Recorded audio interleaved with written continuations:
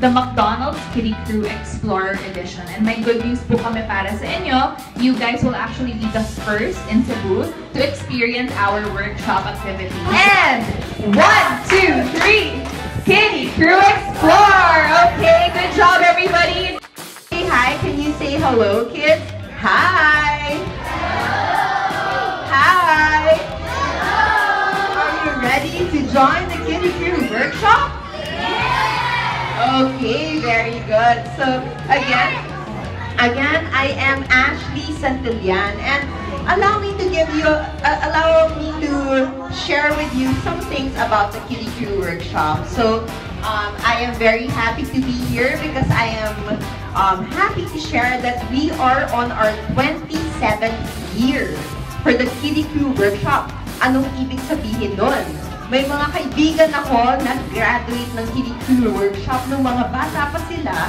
Lahat sila nag-join ng Kiddie Crew Workshop. Tapos ngayon, kaibigan ko pa rin sila. We've been lifelong friends. So gusto niyo ba makamit ng new friends today?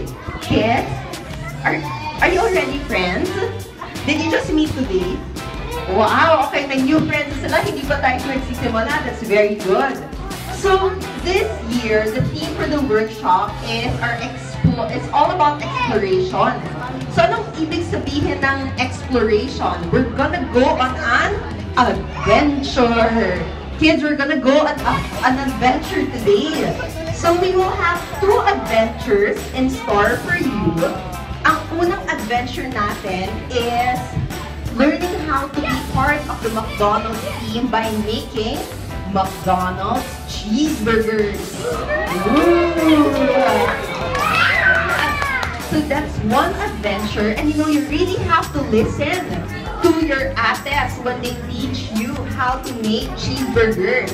Kasi one value that we are teaching you kids is discipline. You have to learn how to follow instructions. Okay, what's your name, little kid? Greg? Drake. Okay, Drake. When you go to McDonald's, what do you like doing? You eat cheeseburger? Are you excited to make your own cheeseburger later? Yeah.